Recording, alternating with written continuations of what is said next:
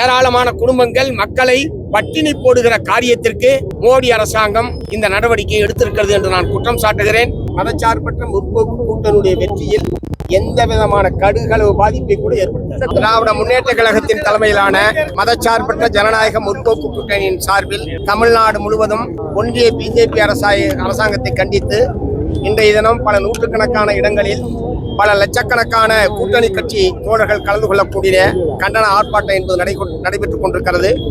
காஞ்சி மாநகரில் மாவட்ட கழக செயலாளர் சுந்தர் அவர்களுடைய தலைமையில் இங்கே பெருந்திரளான ஆர்ப்பாட்டம் என்பது இப்போது நடைபெற்றுக் கொண்டிருக்கிறது. ஈரான் மீது அமெரிக்காவும் இஸ்ரேலும் கடந்த 28ஆம் தேதி யுத்தத்தை துவக்கி கடந்த 10 நாட்களுக்கு மேலாக 15 நாட்கள் கிட்டத்தட்ட 15 நாட்களாக உலகம் முழுவதும் கடுமையான பல நெருக்கடிகளை அவர்கள் உருவாக்கி இருக்கிறார்கள். ஈரான் தனக்கு அடிபணியவில்லை என்கிற ஒரே காரணத்திற்காக ட்ரம்பினுடைய மேலாதிக்கத்தை நிலைநாட்ட வேண்டும் என்பதற்காக தேவையற்ற முறையில் இந்த யுத்தம் என்பது துவங்கப்பட்டிருக்கிறது.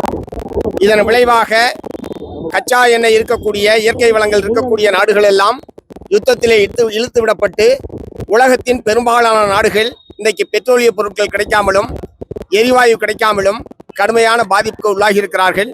குறிப்பாக தமிழகத்தில் ஹோட்டல்கள் மூடப்பட்டிருக்கிறது. குடும்பங்களிலே சமையல் செய்வதற்கு எரிவாயு சிலிண்டர் என்பது கிடைக்காமல் கடுமையான பாதிப்புக்கு பொதுமக்கள் உள்ளாகி இருக்கிறார்கள்.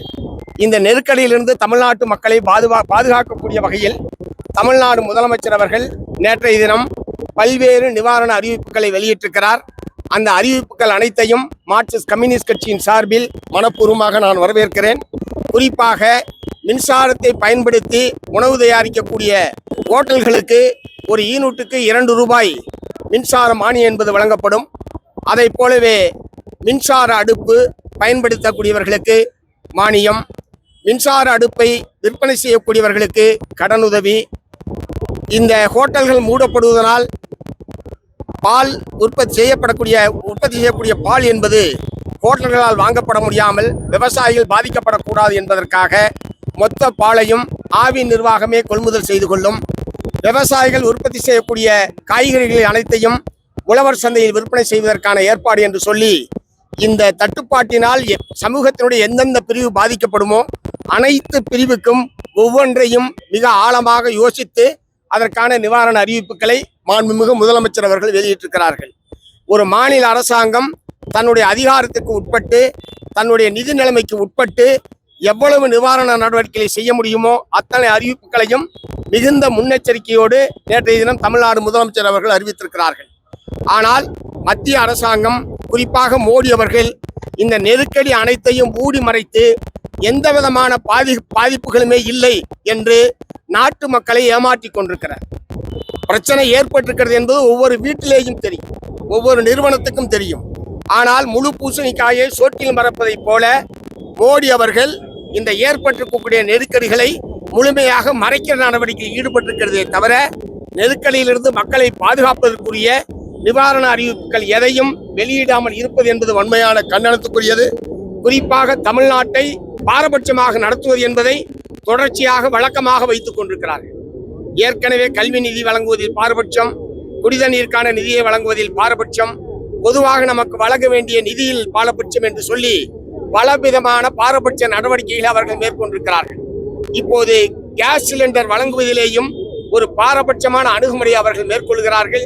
இதனால் தமிழ்நாட்டிலே ஏராளமான குடும்பங்கள் மக்களை பட்டினி போடுகிற காரியத்திற்கு மோடி அரசாங்கம் இந்த நடவடிக்கையை எடுத்திருக்கிறது என்று நான் குற்றம் சாட்டுகிறேன். ஆகவே தமிழ்நாட்டு மக்களை இந்த நெருக்கடியிலிருந்து பாதுகாப்பதற்கு கேஸ் சிலிண்டர் தேவைப்படுகிற அனைத்து துறைகளுக்கும், அனைத்து நிறுவனங்களுக்கும், அனைத்து குடும்பங்களுக்கும் தட்டுப்பாடு இல்லாமல் கேஸ் சிலிண்டர் வழங்குவதற்குரிய நடவடிக்கையை ஒன்றிய பிஜேபி அரசாங்கம் மேற்கொள்ள வேண்டும் என்றுதான் இந்த ஆர்ப்பாட்டத்தை நாங்கள் நடத்தியிருக்கிறோம் என்பதை தெரிவித்துக் கொள்கிறேன். பிஜேபி அரசாங்கம் பொதுவாக தனக்கு வேண்டாதவர்கள் மீது அமலாக்கத்துறை, வருமான வரித்துறை அல்லது புலனாய்வுத்துறை இவற்றையெல்லாம் பயன்படுத்துவது என்பது நீண்ட காலமாக அவர்கள் கடைபிடிக்கக்கூடிய ஒரு அணுகுமுறை. அல்லது தான் வளைக்க வேண்டும் என்று விரும்பக்கூடியவர்களை இந்த நிறுவனங்களை எல்லாம் பயன்படுத்தி கட்டாயப்படுத்தி வளைத்துக் கொள்வது என்பதும் அவர்களுடைய அணுகுமுறையாக இருக்கிறது. அதனால இந்த மாதிரியான வரக்கூடிய செய்திகளில் உண்மை இல்லை என்று சொல்ல முடியாது. ஆனால் கரூர் நெரிசல் மரணத்தை பொறுத்தவரை மத்திய புலனாய்வுத்துறை விசாரணை வேண்டும் என்று கேட்டது விஜய் அவர்களை தவிர நாங்கள் கிடையாது. அவர் கேட்ட விசாரணைக்கு தான் அவர் இப்ப ஆஜராயிருக்கிறார்.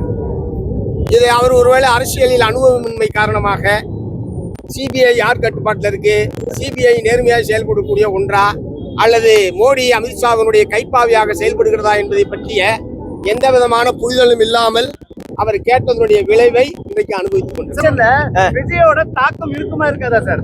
அதிமுக திமுக எந்த ஒரு கேளுங்க, எந்த ஒரு கட்சியா இருந்தாலும் அதற்குரிய ஆதரவாளர்கள் அதற்குரிய வாக்காளர்கள் இருக்கதான் செய்வாங்க. ஆனா அது மதச்சார்பற்ற முற்போக்கு கூட்டணியுடைய வெற்றியில் எந்த விதமான கடுகளவு பாதிப்பை கூட ஏற்படுத்தாது.